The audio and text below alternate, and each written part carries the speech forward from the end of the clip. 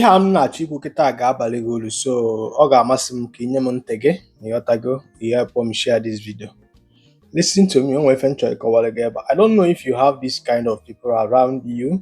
Ndị anụnwa ga-abụ no matter how you try, no matter what you do, they would find some reason, do you understand me, to disqualify your effort. Nya yes, ọ gị gbaa na mbọ ihe nwere ife imele n'ụwa imechaa ya ka ọ lapụ ifu one reason or one error somewhere ọ ga-eji wee mee gịnị wee disqualify that effort gị afọ mbọ afọ ịgba.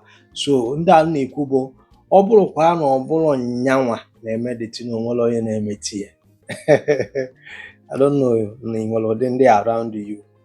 Ịdị observant about people ị na-mingle with na your family, na your workplace, n'ime afịa ebe ị na-agagasị ndị gị na fa na interact. Ọ bụrụ na ị na-adị ịbụ somebody na observe something, ị ga na-enotice ife a na-ekwu. Somebody bụ that no nwere ife imele ka ọ lapụ info error. Achọrọ m iji somebody dịka Matthias Ezeaku wee mara unu atụ ebe a, or somebody dịka Very Dark Man for example, or Showore, or even Ohamadike bụ Nnamdi Kanu. Let me tell you something. Some people hate these people I mentioned more. Let me not use the word hate. I like these people I have I brought that I like their activity. You understand me? Man, the problem about why you age and something like this. Do you understand? Like Nnamdi Kanu ya wapụta I say I am Nnamdi Kanu. Ọ bụrụ mmadụ niile ka ọ na-atọ ụtọ. Do you understand me? Or I'll say that now. Who will talk when I'm talking? Do you understand what I'm saying? So when they bother that in their life, yes, or give me no why, you will never satisfy them. I got follow one reason to the other. He disqualify if you name it. Another people cholo, they call attention on YouTube. Ndagabu on the daisy on your journey again of fun and make if I'm happy with you. Activity or open again a fan and fan happy, be so excited, and the fact I help could save now motivating for you to succeed. But immediately the fact for you succeed, they go he be the envious of your progress. And some people make mistake about that now. Fan have told in that fan only abu man and only ama major. Amami or Tifan Neku. Therefore ọchị na-adịkarị fafa n'eze mgbe ọbụla fa bidoro ịfụ na na-associate mana iwu adịgo fa n'obi. Fadero happy that na you are in a grows higher than that level afọ gị na fa nọ ya. Ihe a niile na-akpatụrụ gị aka kịta na envy na-eme some of them fa ga-stream ime ife fa ga-regret, sometimes fa eme gị ife ime respect. Mgbe afọ unu na-egwuru unu niile ha, do you understand me? Unu niile nọ na the same category. Onwe ife ị ga-ekwu ya this one iji nja gị na motivate gị immediately offer one kind progress ebe nọ obido that is the thing abido na-ewutie for the envious of you, and ịkpachala anya onye a ga-ata gị aja alụ ga-awe everlasting mark. I don't know ị na-eme this kind of thing observe. Do you understand what I'm saying? Another group of people, Bunda, now they're caliber entitled. Or you get called one leg one wakeable or Nima, or somebody by your party, your cousin, your relative, your friends, you know, and I found that entitlement mentality. Too much of expectation now, definitely.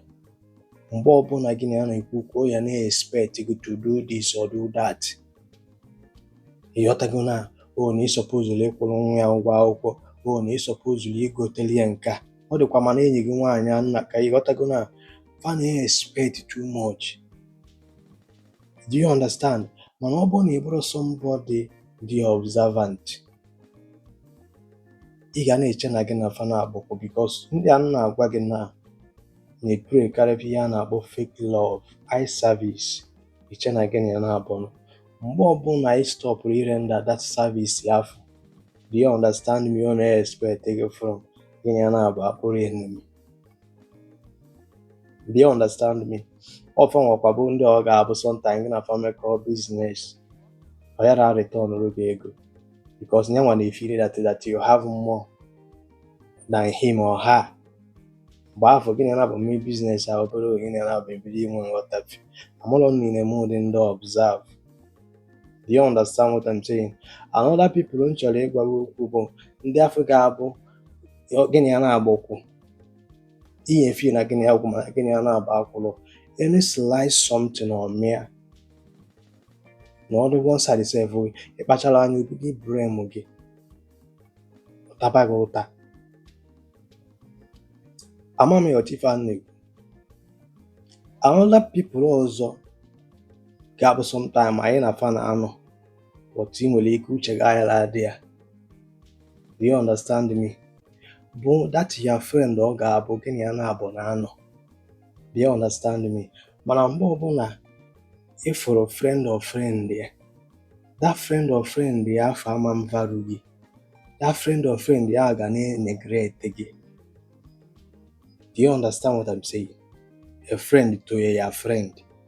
Because that secret gafe ị na-akọrọ that friend gafe that ya manchi bụkwara onye bụ friend to that your friend afọ. That's why I pụtara m agwa mmadụ si that na secret ọbụla mmadụ na-abụ ma bụrụ secret. Secret bụ ihe ofu onye ma ọ bụgodo as an organization, a group of people a na-agba ndụ nwụọ iyi mana personal something dịle gịnị pụkwala onye ọzọ mnụ ya isi na secret ya fa abụrụ secret. So sometimes ya na-abụ afụ some friends of friends gị sometimes afọ were this for an neglect gị. Two things dey involve ebe afọ is either that na your friend afọ adị discuss you with him or na that your friend afọ na-akọrọ ya something adịrọ mma about you. Do you understand what I'm saying? Ka njedebe ebe a. Wake up. Gị na ndị mmadụ na-eme ka ife. Observe, talk less, and listen more. Etu aka esi amụta mmadụ. Do you understand me? First impression matters. Ebe a ka ị ga-eji were ama ka obi mmadụ si wee dị. Ka emesịa.